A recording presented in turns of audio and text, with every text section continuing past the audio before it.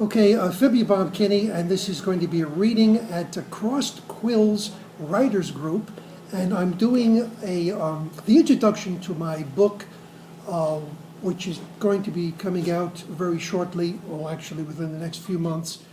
It's called, the title of the book is The Quest of the Golden Jester, and I'm going to read to you the beginning, the introduction to the book, and it actually begins like this. A knight in silvery armor, hunched over his great gray horse with 4 arrows sticking out of him, 2 ivory-tipped shafts through his chest, 2 ebony shafts through his back as he bowed and hunched forward on the prancing horse. The great gray, a true steady gait, appeared out of the edge of the dark forest into the smoothness of mown grass that lay in the landscape before it.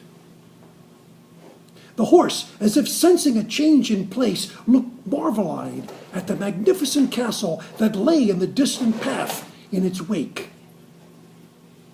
This huge beast of a horse, its nostrils flared, mane damp with sweat, as it carried the burden of the broken, silvery knight, his weight doubled by the thick armor he wore. He was barely conscious as he looked through groggy hunter's eyes, peering through the slit of the silver metal visor, and gazed at the visions before him. He saw the castle and its surrounding hamlets on a grand scale that filled the whole landscape before him. He was not aware where he was, nor who he was, for the arrows had cut deep into his body and taken away his strength, and his memory was to what brought him here. All he knew was before him in the distance there appeared to be a group of strangers, gawking at him and waiting for his arrival in this strange kingdom that he now was part of and alive in. The horse stopped and stamped his hoofs in the bright green grass, a much different feel than the hard stubble of the forest that they had traveled. The horse hesitated, shook his head, and whinnied as it gave warning to those who stood ahead. He was ready and willing, if more battle were to incur, to foam a last breath till death. The silvery knight, barely able to speak, nudged his horse forward and spoke in a soft, subtle tone into the stallion's ear. "Greyhound, be calm. We must find help, for I am doomed without it." With that command, the huge gray horse pranced proudly forward, up to the waiting throng of strangers that stood in amazement at the sight before them. The horse stopped at the castle moat. The rider raised his head upward as if to speak to some unknown entity in the clouds above. But before he could speak, he fell forward off his horse and crashed to the trampled ground. As he hit, he toppled over like the soiled armor he was wearing was made of rags. He lay there on his back, silver armor bent out of shape, and his helmet askew turned directly towards the king. The crowd was stunned. They parted, and the king and queen of this kingdom of Wish World, as its name was embossed in great stone letters upon the massive archway that confronted the castle. This bold image now visible to the hawk eyes of the fallen knight, who had peered from behind the narrow slotted visor, still in place upon his head. The queen, now in place, raised the knight's head. Lifted the visor, pulled the helmet free from his head. To the shock of all, beneath the silvery battle helmet, there was the face of a man, weathered and chiseled, still very handsome. Most surprising of all, there was a cap of many tousled orbs in rainbow colors fitted upon his dome.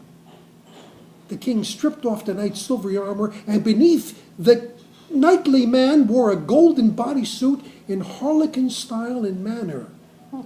To the astonishment of all, they realized beneath the protective layer of silver metal there lay the golden bodysuit and tousled orbs of the Jester. In this case, the Golden Jester, for that is the name they gave him on the very spot that he laid. The king and queen and their two royal children, Carousel, the 12-year-old princess, and Whirlwhip, their 21-year-old son, surrounded the Golden Jester, who sat upright before them. 4 arrows protruding out of him, and each of the royal family picked an arrow and plucked it from his body. He gave a mighty howl. Then, as if by some form of magic, his wounds healed before the Google eyes of the crowd as they were observing this strange ritual. Each member of the royal family held an arrow in their hand, the king with the black, the queen with the white, Carousel with the black, Whirlwhip with the white. They pooled their arrows and put them in a bundle and tied them in a silvery belt from the defunct knight's armor. The king proclaimed, "I shall put these strange weapons in the royal vault till I know better of the source and meaning." With that said, the royal guards took the bundled knights away to the hidden vault in the depths of the castle. The Golden Jester stood. He looked in amazement at the crowd that stared in wonder at him. He looked at the king and said, "Who are you, and where am I?" The king spoke in a friendly tone.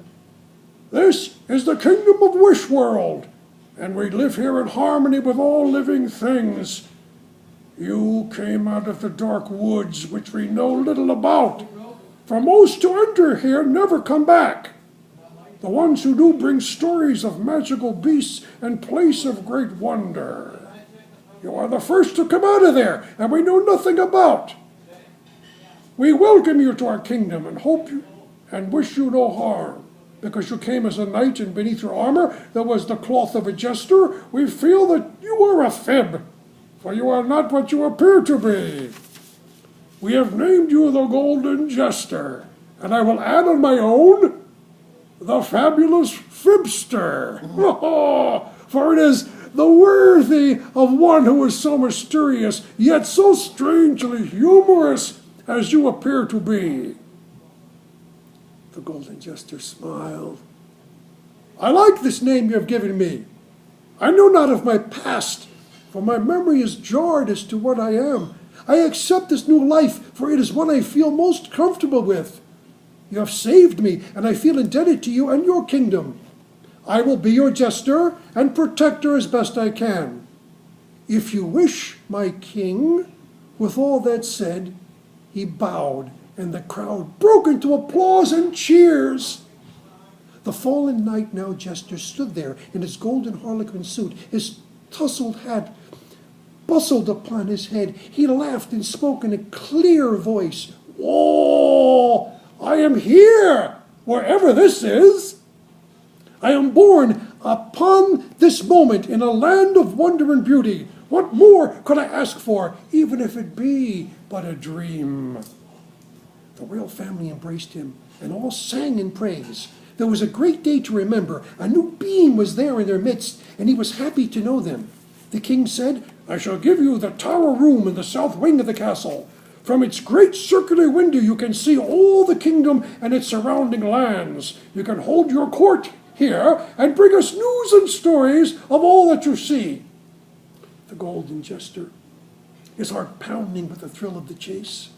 Now he was someone who could be a force to deal with in a land of beautiful mystery and exciting people, most of which could prove to be his friends in time. He even looked forward from the warrior stance in his heart to defend this land from all which tried to harm it. So began the tales of the Golden Jester, the fabulous Fibster of Wishland. Someday, if fate allowed, he said to himself, to return to the world of reality from which I came, and find the golden pen from which these tales came from before it sucked me inside of it. He could see in his mind's eye the young boy who found it and sold it to the pawn shop. The gilded pen now lay among the clink and clatter of many colorful objects that surrounded it. It lay there waiting to be awakened by another writer of promise.